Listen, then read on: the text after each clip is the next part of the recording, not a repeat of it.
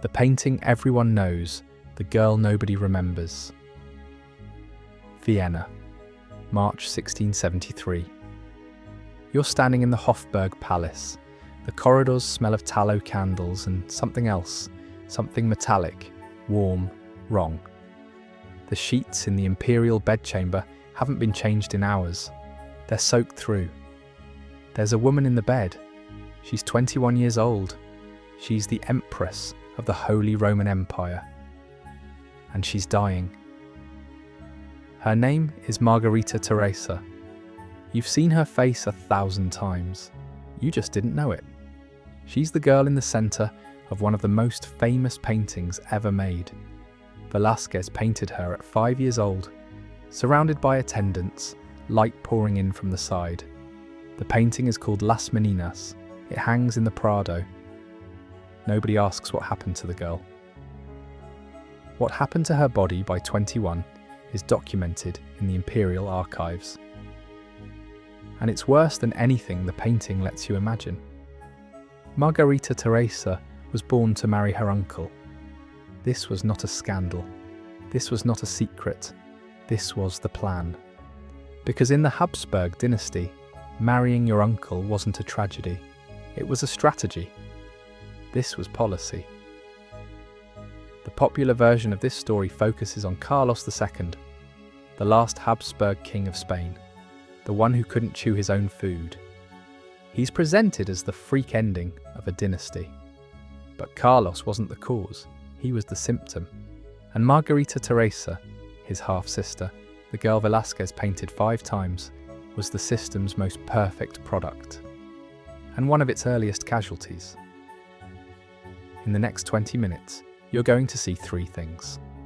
First, how a 5-year-old girl was turned into a diplomatic instrument, painted, shipped, and married to a man twice her age who shared her grandparents. Second, the exact genetic mathematics that made each generation of Habsburgs sicker than the last. Third, how the dynasty's obsession with pure blood produced a king who was less genetically diverse than the child of 2 siblings. This is what we do here. We take the story's history simplified and show you the machinery that was running underneath. If this is your first time, subscribe. This is the kind of thing we do every week. To understand what went wrong, you need to understand what went right first. By the mid-1600s, the Habsburgs controlled more territory than any family in European history. The Spanish branch held Spain, Portugal, Naples, Sicily, the Netherlands, and half of the Americas. The Austrian branch held the Holy Roman Empire. Between them, they controlled more land than Rome ever did. And they'd done it without a single major conquest in over a century. No invasions, no great military campaigns. They'd done it through marriage. Here's what made the Habsburgs different from every other dynasty in Europe. They didn't marry out, they married in. Cousins married cousins, uncles married nieces. The family tree didn't branch, it folded back on itself. And this wasn't a failure of options, it was a deliberate, documented, multi-generational strategy. The logic was airtight. If your daughter marries the French king, France gets a claim to your throne. If your daughter marries your nephew, the claim stays in the family. Every crown, every territory, every inheritance, locked inside the same blood. For 200 years, no dynasty on earth could match this. Under canon law, marriages between uncle and niece were classified in the same category as incest. But the church sold exceptions. A papal dispensation turned a forbidden union into a sacrament. The Habsburgs requested them so routinely that the Vatican had a standard form. You can't commit incest if the Pope says you can't. This wasn't cruelty, this was infrastructure, this was normal.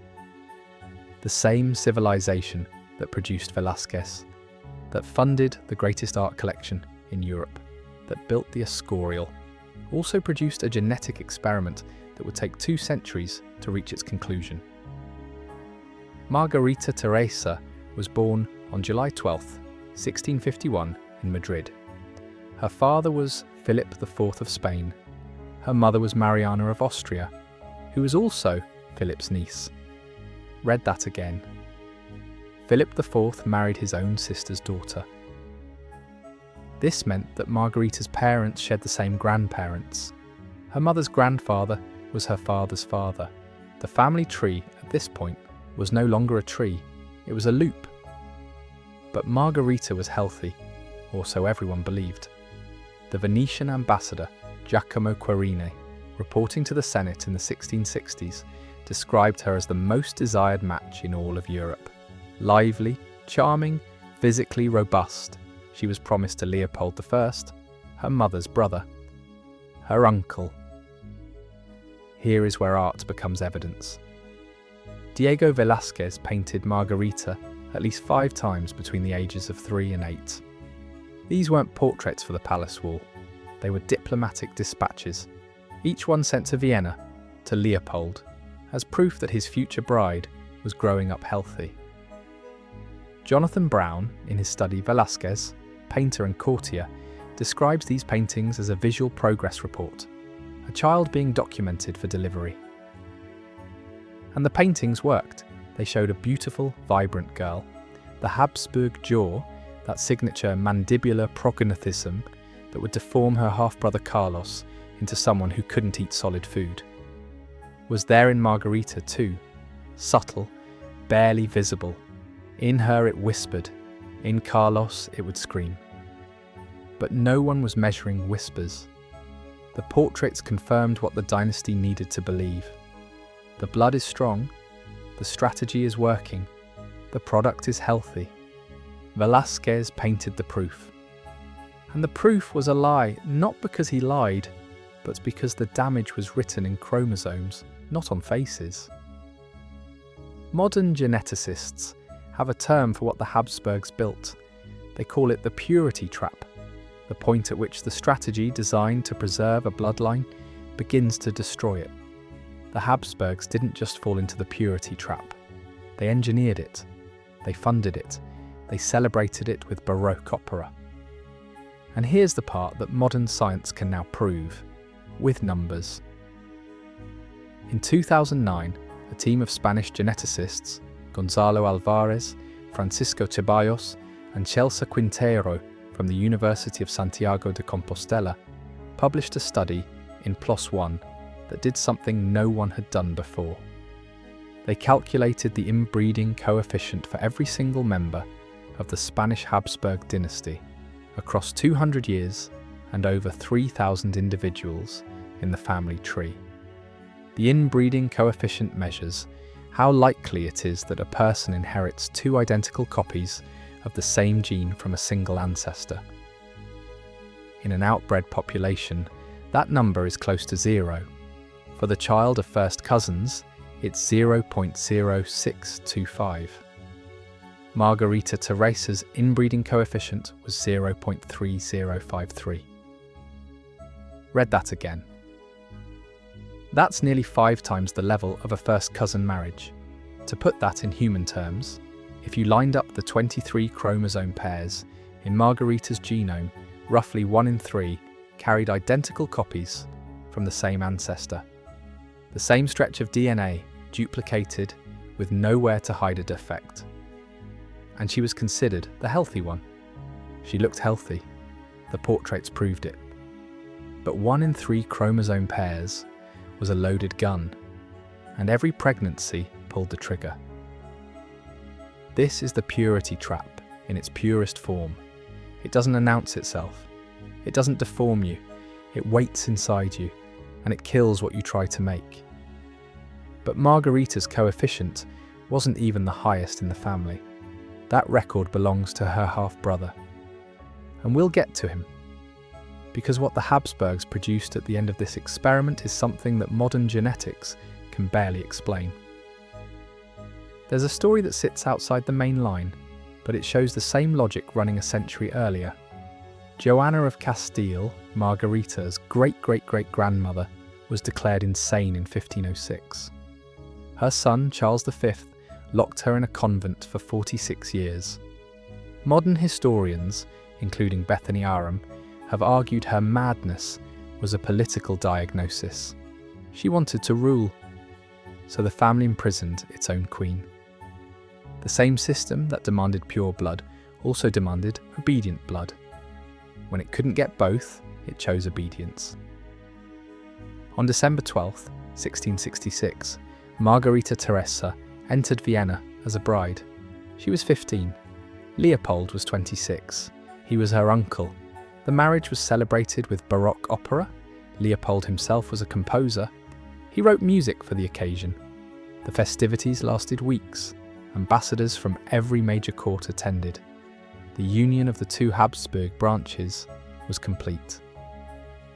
And then the system demanded what it had always demanded: an heir, a male heir. 1667, first pregnancy, miscarriage. 1669, a son, Ferdinand Wenzel, dead at 5 months. 1670, a daughter, Maria Antonia. She survives. 1672, a daughter, Maria Anna, dead at 3 months. 4 pregnancies, 3 dead children. 1 daughter, 0 sons. The system's answer was clear. Margarita's body could not deliver what the dynasty required. Everyone in the palace knew it. The physicians, the diplomats, Leopold himself. The system did not stop. 1673, a 5th pregnancy. This is the one that will kill her. You're 21 years old.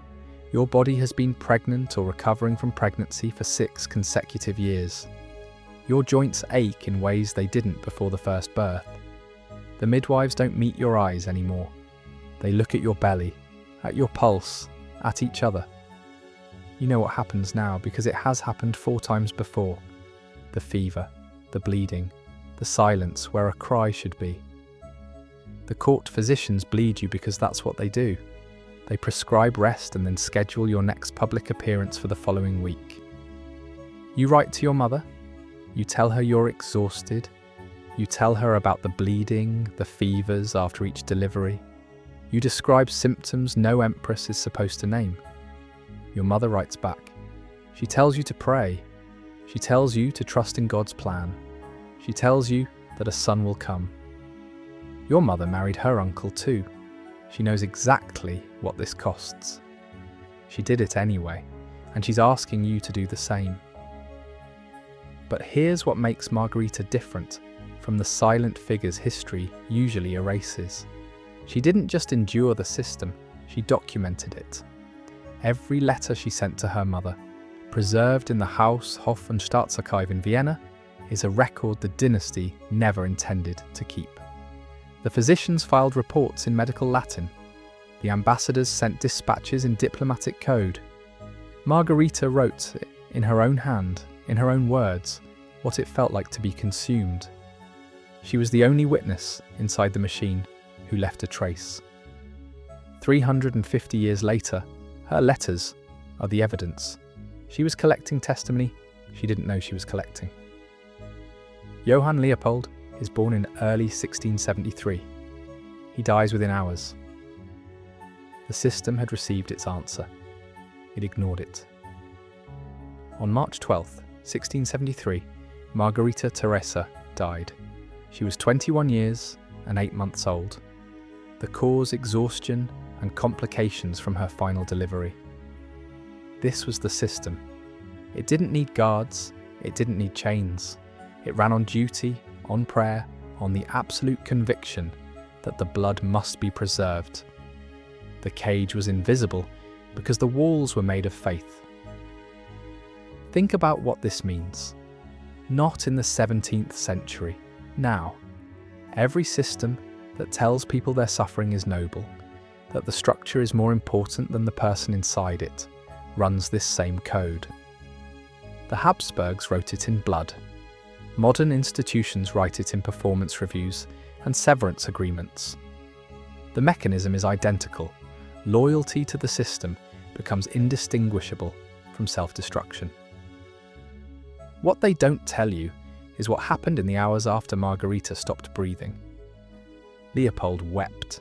Genuinely, by all accounts. He wrote to his sister, the loss was unbearable. And then, while her body was still warm, the diplomatic machinery restarted. Couriers were dispatched to every Habsburg court in Europe, not with condolences, with questions: who was available, who was of age, who could produce a son. The letters went out before the funeral mass was scheduled. The system didn't pause. It couldn't pause. It had no mechanism for grief, only for replacement. He married Claudia Felicitas of Austria. She died 2 years later, at 22, after 2 failed pregnancies. He married Eleanor of the Palatinate Neuburg. She finally produced a surviving son. 3 wives in 12 years. 2 dead before 23. The system consumed them and moved to the next. And you might think someone looked at 3 dead wives and said, enough. But the system didn't learn. The system couldn't learn, because the system was working exactly as designed. Here's what the Habsburgs didn't anticipate. The blood they were protecting was destroying itself. Margarita's only surviving child, Maria Antonia, produced a son who was designated heir to the Spanish throne. He died at 6. That absence triggered the War of the Spanish Succession, 400,000 dead, because one dynasty couldn't stop marrying itself. But the true monument to the system was Carlos II.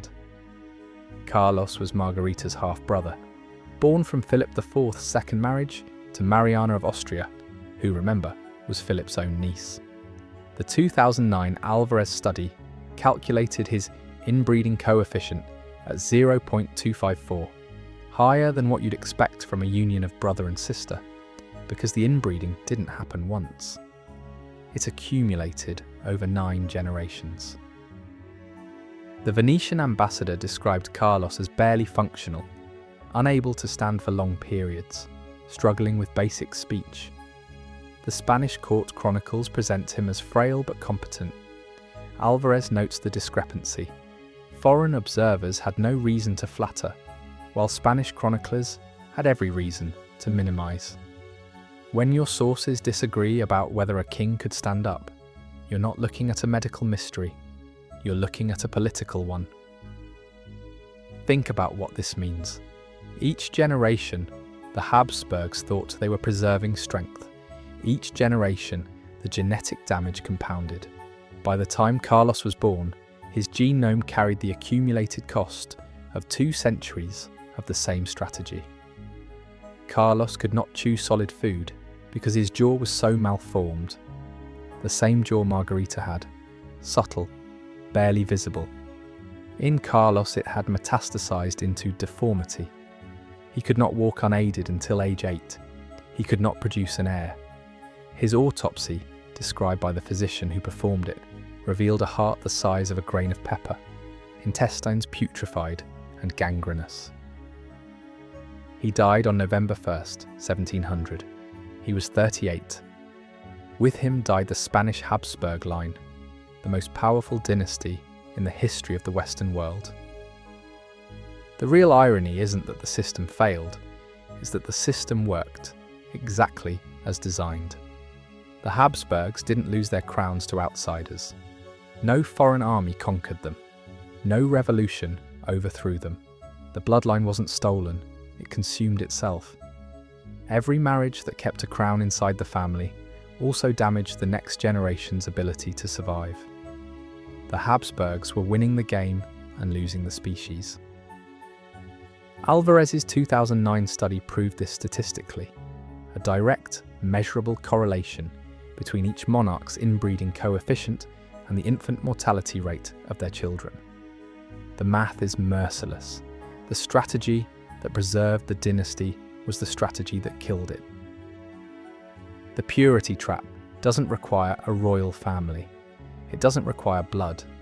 It requires only a closed system that punishes the people who question it and rewards the ones who keep feeding it to their children. You're standing in the Prado, the same face, the same light, the same 5-year-old girl, frozen at the exact age when the system decided she was ready. Velázquez painted her looking out at you with dark, steady eyes, the eyes of a child who doesn't know yet. Doesn't know about Vienna, about Leopold, about the 5 pregnancies, about the room that smells of metal and wrong. She's just standing there, 5 years old, in a white dress, surrounded by her attendants. Millions see her every year. Picasso painted her 58 times.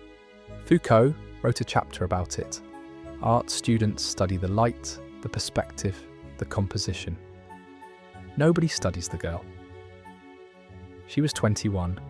She was an empress. She was married to her uncle. She gave her body to a system that promised to protect her bloodline and instead erased it from the earth. But she did one thing the system didn't expect. She wrote it down. Every letter, every fever, every dead child. She left the evidence, not for historians, not for geneticists, for her mother. And her mother, who had survived the same system, wrote back, "Pray." Velázquez painted her 5 times, each portrait sent to Vienna, each portrait proof that she was growing, that the asset was maturing, that the delivery was on schedule. A child documented for delivery. They wanted pure blood. They got blood that could no longer make life,